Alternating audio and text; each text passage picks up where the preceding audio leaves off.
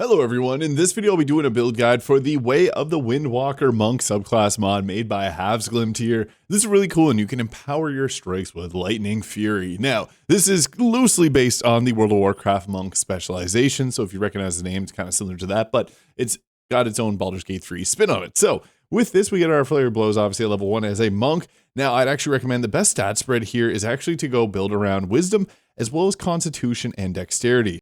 If you use a stat spread of something like this, we got 16 dexterity for +3 to initiative. You can use a strength potion or the Club of Hill Giant Strength, which you can put in your offhand and then swap your main hand weapon with someone else so you can punch and get 19 strength without any stat attribution to your strength. And with Constitution at 15, you can use Tavern Brawler to take it up to 16. So then we have 16 Dex, Constitution, and Wisdom, which is also added to our Armor class.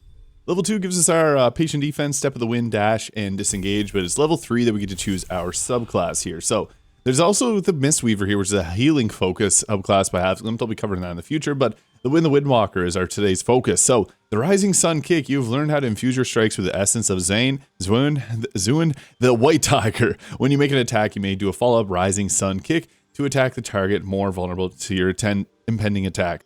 Basically, whenever you hit them with this, they'll take an additional 1d8 of damage from your future attacks. And we also have Wind Walking. You've learned to channel your ki to boost the speed of your allies. Allies that start their turn within melee range, you gain a 1.5 meter movement speed bonus until the end of their turn. Level 4 gives us Slow Fall and our first feat, which as mentioned, Tavern Brawler is the best choice here. This will give us a little bit more health, but also double our strength modifier onto our attack rolls and damage rolls, which if with a strength potion Act 3 at 16 extra attack rolls and damage, we don't miss. And we get the extra attack here at level 5. And we also get Stunning Strikes, which are really good. You can use these to stun a target, which removes its turn. We then also get our Ki Empowered Strikes and our subclass feature, the Combat Conditioning. You've improved your Ki abilities through intense training. Your Flurry of Blows, Patient Defense, and Step of the Wind are improved. So, with the Flurry of Blows, you gain an additional 1d6 bludgeoning damage to a creature within 1.5 meters of the original target.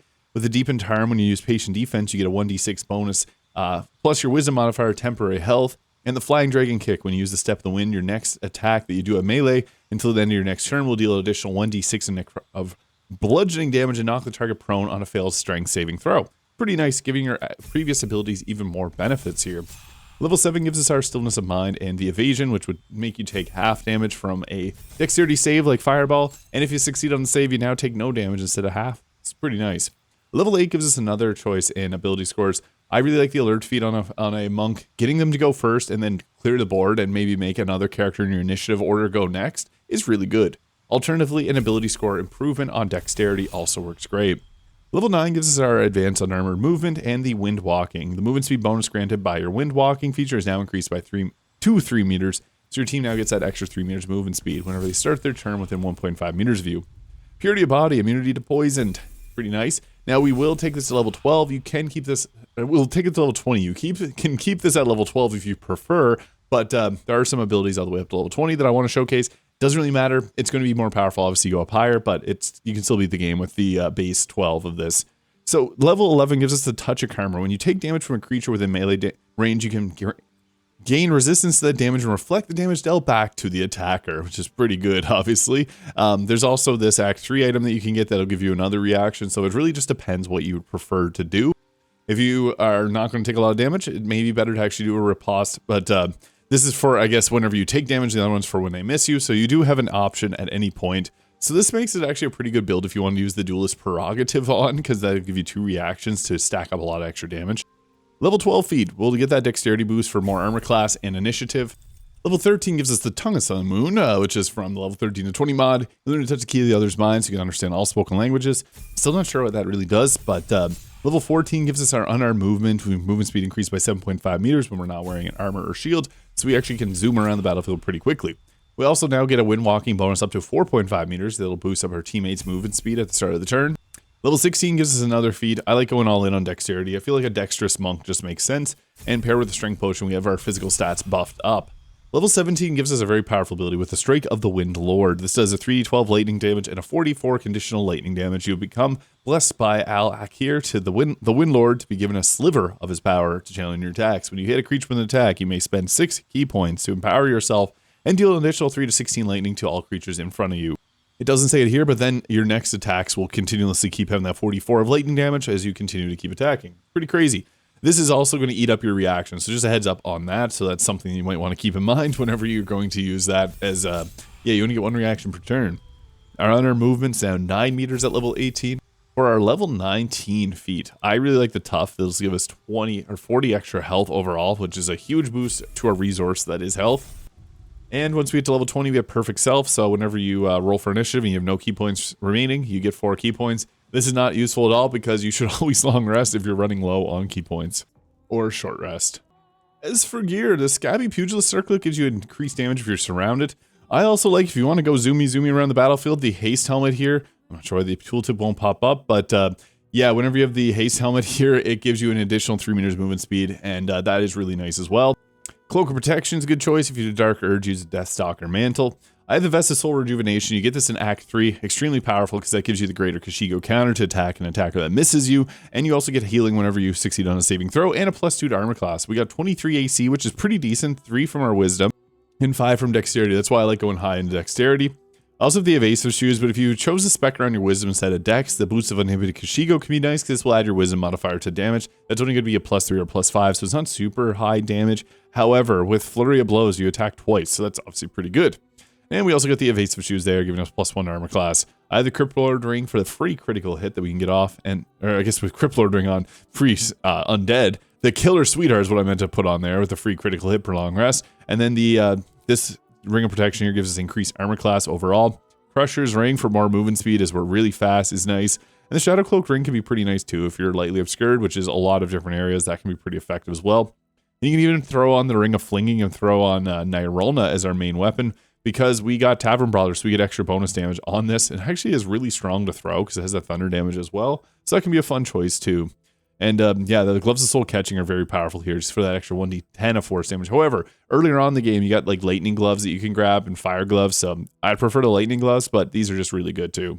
I also have the Hellrider Longbow for that +3 to initiative. We want to go first because, again, if we can clear the board above us and make sure that our next teammates can go next, this can be a really big boon and help out with the action economy. So the D4 initiative die, rerolled 16. So yeah, going first is really nice. What we want to do, though, is we want to set up and do, I guess, our punching attack. So that's why I went with no main hand weapon here, because we do some pretty solid damage overall. We had a 45 attack roll there. This just goes to show how strong that is. And you have the Strike of the Windlord here. Now, this does additional damage to all creatures in front of you. So this can be pretty effective here. I'm just going to trigger just to showcase at the start of the combat here. It unfortunately didn't actually do it properly, but I guess it activates this here, which then you can go ahead and do the attack with. So yeah, we want to go right here and then actually line up an attack with as many as you can possibly get.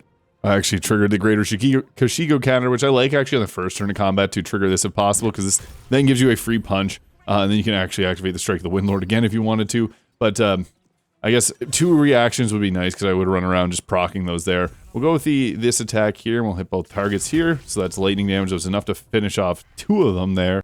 And with our bonus action and 2 key points, the Rising Sun Kick will give us even further lightning damage so we can enhance our attacks there. We'll just go ahead with that attack. Didn't do a crazy lot of damage, but that's fine. We'll just use our action now and a punch there to do additional lightning damage. And then we'll go finish off this target, or hopefully finish off that target there. That's what we wanted. Exactly. Boom. That's a pretty good turn. We still have 13 key points, which is great because Flurry of Blows is really our best option for overall damage, so we want to use that. And the Strike of the Windlord getting that additional lightning damage, 44 of lightning is just great. And we can also deflect missiles, so that's a really fun feature. We can also redirect them back at our attacker. So we can go ahead there and throw it back at them, which took them out. And we'll also trigger the Strike of the Windlord, which we'll just activate for the fun of it. That's pretty funny. That's an ability that you get from the Drunken Master Monk, but it's added to this one as well. And I got surrounded, which is perfect for a Strike of the Windlord here. Again, this eats up 6 key points, so you want to make it count. Unfortunately, they're just right outside my radius here, and I'm having a hard time actually hitting them. I'm going to eat this opportunity attack to hopefully get a... we didn't get we ate our reaction there. That's fine. We want to hit as many as we can with this, so I'll eat that for the purpose of finishing off a couple extra enemies here. But yeah, normally we just want to go around punching. That's kind of our main thing that we do. So we'll punch ahead there, and at any time you can activate that. But we only have 6 key points left, so we want to keep them for our Flurry of Blows. It's typically going to be our best bang for our buck in terms of overall damage output as a monk.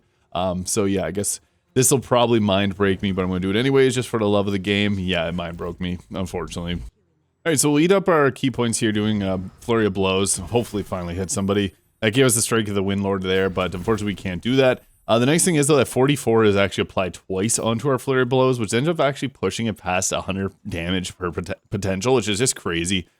We also got from our gloves the ability to heal ourselves for 10, and this is a free action, so that's really nice too. I unfortunately attacked the ground. I hate doing that. We just want to punch people. And yeah, we do hit really hard, as you can see there. I'd lost my haste from being mind broken, so that's unfortunate. I punched the ground. We also got the Fist of Fury as well here, so we can actually punch someone that was right beside someone that got punched. So yeah, I guess that was another free action that was quite nice to use. One of the biggest benefits of being a dexterity focused class is you are really good with a bow. So arrow of many targets, because this guy ran away from me, and I still want to hit him, so I'm going to give him that free crit. And any crit that hits one target will become a critical hit on the next target. So if you can force a crit on your arrow of many targets, this becomes really good. You can also use the soul catching boon here because we weren't going to hit, but if we turn it into a critical hit, it will hit. So that's, I guess, one nice thing about it. We're having a bad time with getting them, so we're just going to Rising Sun kick this person, and that finished them off. Use the Strike of the Windlord, that's fine. And then I guess all I got left is using arrow attacks against that target. I'd love to be able to punch this guy in the face, but we're just going to use an arrow of humanoid slaying. So there it is. That is the Windwalker monk subclass. We are the Windwalker. Let me know your thoughts in the comments. Havsglimt done an amazing job with this, and yeah, catch you later. Have a great day.